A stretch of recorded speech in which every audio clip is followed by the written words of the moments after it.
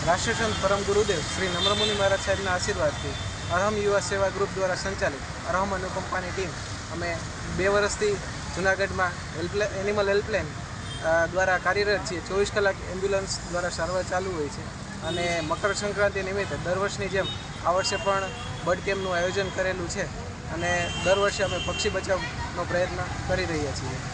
જી, આજે કેટલા પક્ષીઓને બચાવવામાં આવ્યા? આજે આપણે 16 કબૂતર અત્યાર સુધીમાં આપણે સારવાર કરેલી છે અને સાતા આપવામાં આવેલી છે। એમાં શું શું ઇન્જરી થઈ હતી કબૂતર? ઇન્જરીમાં મોસ્ટ ઓફ આપણે જેને ચાઇનીઝ દોરીઓ દ્વારા પક્ષીઓની પાંખ કપાઈ જવી અથવા તો પગ કપાઈ જવા એવી ઈજાઓ થતી હતી અને એને અમે સ્ટીચીસ અથવા તો અન્ય ટ્રીટમેન્ટ દ્વારા અમે એને સાતા પહોંચાડીએ છીએ। અને કેવી રીતે સારવાર કરવામાં આવે? સારવારમાં આપણે 24 કલાક એમ્બ્યુલન્સ ચાલુ હોય છે અને કેમ્પ દરમિયાન પણ આપણે 2 એમ્બ્યુલન્સ છે એ કાર્યરત હોય છે।